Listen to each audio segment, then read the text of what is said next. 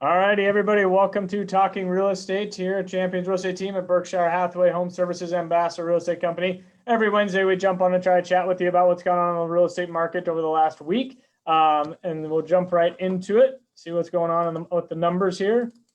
What we're taking a look at here is we have 394 new listings go live this last week. So obviously we had 4th of July weekend. So that 394 is probably the lowest number we've had since, let's see, the numbers since June 2nd, since our, about 4 weeks ago, which is to be expected. And we had our lowest number of pending contracts or contracts written at 306. Obviously, we had a lot of sold homes last week, people trying to get in before the holidays. But I think that can equate to the holiday weekend. Not a lot of people were putting their house on the market, knowing that people are on vacations, going to the lake, going to the pools, all that kind of fun stuff, watching the fireworks. So, the market right now, as we've touched on previously in previous weeks, I think, we're not seeing as many offers on homes as we were, 2 months ago. In the lower price point, yes, there's still multiple offers, but we're not seeing the double-digit multiple offers, which I think a lot of time, what constitutes, a lot of people going on the vacations. Talking to clients that they're going to Adventureland for the weekend. So, that obviously plays a part into those buyers looking at homes. So it's a good time, if you've been kind of, on the grind looking at houses, now's the time to jump in there when there's less competition, and those buyers that are ready to go and pull the trigger, are willing to, give a good price. So from a selling standpoint, still a great time to sell your house. Let's jump in and take a little larger look at the market numbers. So in the Omaha MLS and Lincoln MLS, we have 1,525 active listings you can go look at today, breaking that down a little bit further into this Douglas and Sarpy County, the Omaha metro area, 792 active listings. And then existing homes, we have just under 500 existing homes to look at. And then new construction, just under about 300 homes. Months of inventory went up this since last week. We were at about just under 1 month supply. Now we're at 1 month supply, which I think that basically equates to, the not a lot of contracts being written. We were up in the 400s. Now we were down at about 306 on our pendings. So that kind of equates to that. The average sold price is obviously still going up. It's up 15% from this time last year. So, that has a lot to do with the market activity, the lumber costs, which have gone down recently, which is good. So hopefully we'll start seeing that little bit of leveling out on the new construction. I don't know if those prices are going to come down too much because there's still a lot of other cost of goods that go into that, into building a house, especially with labor going into that as well. So we'll jump right into with Russ and kind of touch on what's going on in the mortgage industry. So Russ Williams is with Williams Mortgage, and we'll touch base with him and see what's going on. Mark, you've heard that old cliche, all is quiet on the Western Front. Well, mortgage rates have stayed pretty steady again over the last week. And the primary reason for that is because the Federal Reserve Bank has continued to pump a lot of money into buying mortgage bonds, which are what drive mortgage rates. Part of the reason they're doing that, of course, is it's a form of yield curve control, if you will. By them purchasing bonds, they're able to keep the economy relatively stable as far as housing goes, which we know is the number one driver of the economy.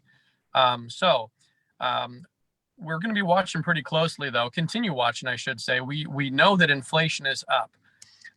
The Fed, as well as some of the talking heads, economists, et cetera, still feel that a lot of the inflation that we're seeing is COVID related, whether it be broken down supply chains, people not going back to work. And so there are fewer products and services available for people to purchase, thus the prices rise. And in the event that they're accurate, we could see inflation taper later in the year, assuming we get back to normalcy with COVID hopefully becoming in the rearview mirror soon. In the event that some of that inflation does stick around, though, the Fed is likely to consider looking at other action to try to keep the economy from getting too hot. And if that were to happen, we might expect that they could back off their purchases of mortgage bonds, which could move rates up a little bit in the future. We don't know for sure what they're going to do, but rates are still holding pretty steady. I was somewhat skeptical of how much of this inflation was temporary, but just as you pointed out earlier, we had lumber that just a month ago, Mark, was $1,600 per 1,000 linear feet. And I just checked a few moments ago and it's at 800 now. Still quite a bit higher than it was even 2 years ago, but that suggests that there are some supply chains that are freeing up a little bit. And if the supply chains are the cause of the inflation, that's a good sign for the potential of keeping interest rates low, which is very important, as you know, because each 1% rise in interest rate will reduce buying power by roughly 10%. So that's a big deal. Yeah. Yeah. And then obviously we're seeing house prices go up. I mean, obviously it's up 15% from last year. So you combine the two with rising if interest rates do tick up a little bit. And obviously if the housing market keeps going the way it is. And I think we've talked in episodes past of just the sheer numbers and the generational how many, the average home buyer being 33 years old, 1988, 1989 birth years. And then every subsequent year after that, for the handful of years, there's more births than the prior year every single year, and so that's your prime home buying years, and then we looked at the, houses being built, there's about 25 million on average, per decade since 1940 up until 2010 to 2019. Banks kind of turned off the faucet on the developments, with the whole housing bubble crash in 2008. We only built 5.8 million homes in that decade. So, you got the number of population needing houses, and then you got the number of houses being built going the opposite direction, and we're trying to play catch up. And maybe next week we can touch on, there's a new national home builder coming into town that's got 3 developments, that they're getting rocking and rolling. D.R. Horton. We talked about that in our mastermind last week, so maybe that's something we can touch on next week. So I'm gonna keep it short today, and we can kind of touch on what their effect on the market may be coming forward, and a good and bad, and just depending on what side of the coin you're on for that aspect of it. So, but yeah, so I think as far as the overall summary, basically housing market's still obviously very strong. We're kind of coming up into that time frame where people want to get into a house before school starts. So if you're thinking about selling your home, now's the time. Obviously with buyers, people going out on family vacations and all that stuff, still a great time. There's still a lot of pent up demand for those houses. We may not be getting crazy amounts of offers, but we're still getting very solid offers in there. And from a buyer's perspective, some of them are getting home inspections, which some people were recommending not doing, which I highly recommend doing home inspections all the time, because obviously it's one of your largest investments. You want to protect that, know what you're getting into with regards to that. So, but I don't know if you have anything else to add. I think that's kind of about sums up what I got for today, keeping it short and sweet. Yeah, I think that's a great idea for next week to talk about the new builder coming into town and the impact that might have. Great teaser. Well, right. Yeah, there we go. So I'm getting used to this whole, I've been doing this stuff for about a year now. So every Wednesday. So yeah, appreciate everyone jumping on, listening to us. If you have questions, comments, you can comment on our Facebook page, shoot me a text, 402-672-7670. If you have topics you want us to touch on, like the new builder coming into town or anything that, give us a holler, shoot me a text. Hey, we'd love to hear about this. Happy to do it. If we need to do a separate segment, doing that too. And if you have any real estate questions, give us a holler. If you have any mortgage questions, give Russ Williams a holler.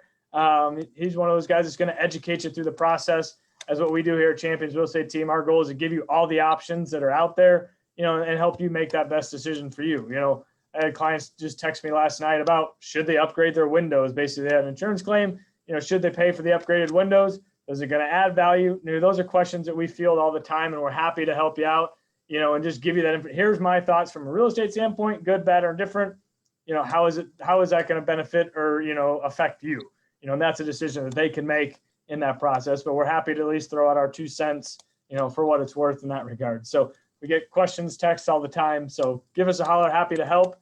Thank you again, Russ, for joining us. And as always, see you guys next week. Have a great weekend. And looks like it's a little gray and dreary outside, but it'll get better.